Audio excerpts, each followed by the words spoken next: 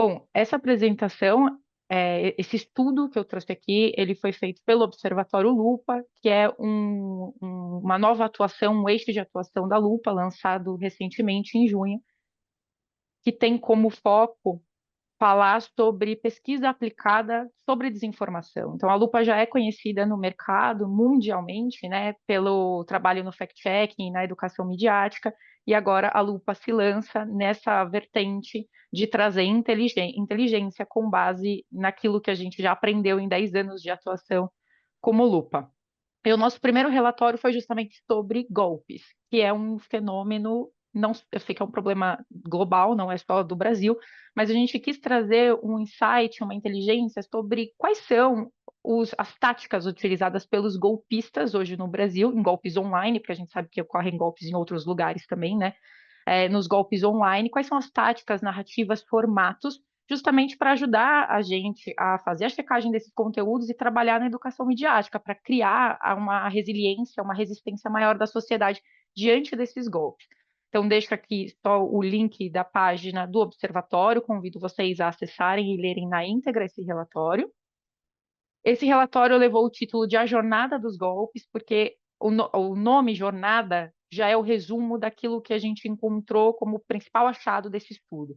A gente percebeu que os golpes hoje em dia, eles não acontecem no primeiro contato com a vítima. Eles levam a vítima para uma jornada. Eu tenho certeza que vocês aqui vão lembrar que há 10, 15 anos, às vezes a gente recebia um e-mail, porque os golpes sempre existiram, né? Eles só mudaram o lugar onde eles acontecem. A gente recebia há 15 anos um e-mail com um link para clicar naquele link e o e-mail era hackeado, recebia algum cavalo de Troia, alguma coisa assim que se instalava no nosso computador. Era logo no primeiro contato esse golpe.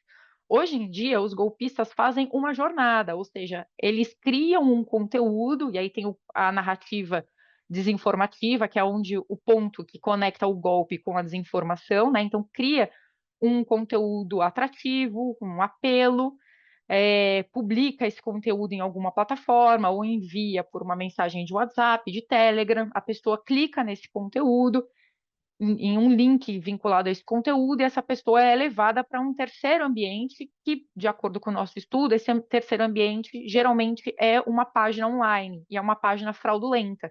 E nessa página, as pessoas são convidadas a preencherem um formulário em que elas colocam ali os dados pessoais delas e acabam sendo vítimas de golpe. Então, o que a gente notou é que 93% dos golpes analisados pela Lupa nesse relatório usavam uma narrativa de benefício financeiro imediato. Então, brindes, promoções, descontos. Aqui coloquei alguns exemplos: um desconto em um restaurante, um desconto em uma loja para adquirir um celular, uma geladeira, um eletrodoméstico geral. Então, o atrativo, o apelo estava vinculado ao benefício financeiro. E as marcas que mais eram usadas, o que o Rafael até mencionou na apresentação dele, né, que os golpistas se utilizam de nomes de marcas, de pessoas famosas para passar credibilidade, fazer com que a vítima acredite naquele conteúdo falso. Então, as lojas de mercado, de varejo, nós identificamos nesse estudo que eram as mais utilizadas por esses golpistas nesses apelos. E em segundo lugar, e terceiro, quase empatado ali, eram temas financeiros, de bancos, investimentos e programas sociais, a maioria deles programas públicos, programas feitos pelo governo brasileiro, em todas as esferas. E em uma escala menor, eram vinculados assim, a beleza, saúde, ideológico ou até golpe de plataforma, que aqui a gente chamou assim, aqueles golpes que acontecem no próprio WhatsApp, por exemplo, dizendo você precisa atualizar seu aplicativo, senão você vai perder o acesso. Então usavam a tecnologia como argumento para colocar medo, pressão nessa vítima, para que ela tivesse essa tomada de decisão de clicar no link. Aqui um exemplo, né, dessa narrativa, a promessa de um kit gratuito de Natal com itens de Natal. Se você recebia esse conteúdo, clicava no conteúdo e era direcionado para um site, preenchia com seus dados pessoais e o golpista pegava esses seus dados. Inclusive, a segunda conclusão que a gente chegou é que o golpe de phishing no Brasil, que é o roubo de o roubo de dados pessoais, a coleta ilegal de dados pessoais, é o que mais acontece nesses conteúdos analisados ali nesse ecossistema digital. E a gente identificou também que 90% dos golpes que nós analisamos citavam essas marcas ou figuras públicas. Então, sempre estavam conectados com algum nome de empresa ou de personalidade. E eu gosto sempre de fazer a analogia que é como se fosse uma equação. Então, a gente tinha ali o primeiro elemento da equação, apelo financeiro, desconto, um benefício financeiro. Segundo elemento usado pelos golpistas, que se soma nessa estratégia, a citação a uma marca, a uma figura pública para passar a sensação de autenticidade, de confiança naquele conteúdo. Terceiro elemento que nós identificamos, o uso de vídeos.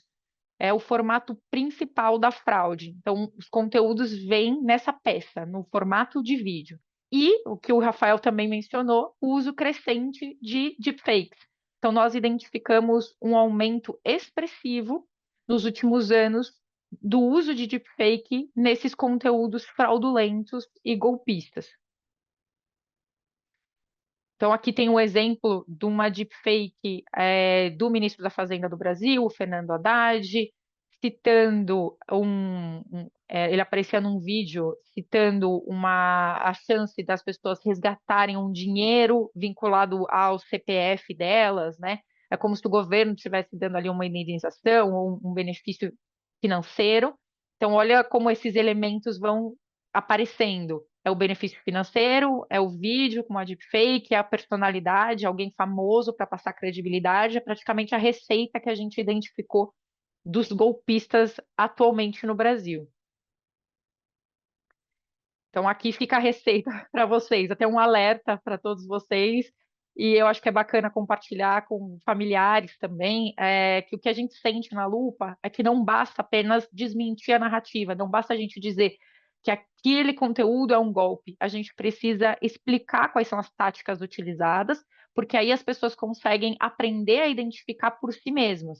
Então, essa receita é, primeiro, o benefício financeiro imediato.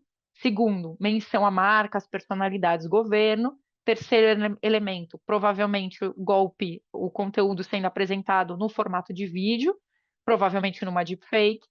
E todo esse conteúdo tem um link que leva para um site em que a pessoa precisa preencher um formulário ou ceder os seus dados pessoais, porque nós identificamos o golpe de phishing como o principal aqui. É claro que o golpe de roubo, né, já assim, de tirar mesmo o dinheiro imediatamente de alguém também acontece, mas a tendência que nós mapeamos é o de phishing. Deixo também um QR Code para vocês acessarem e lerem o relatório na íntegra. Também fico disponível para outras discussões. E caso alguém tenha interesse em se aprofundar nesse estudo ou trabalhar em conjunto com a Lupa para mapear outras narrativas e outras estratégias, deixo aqui o contato do observatório também.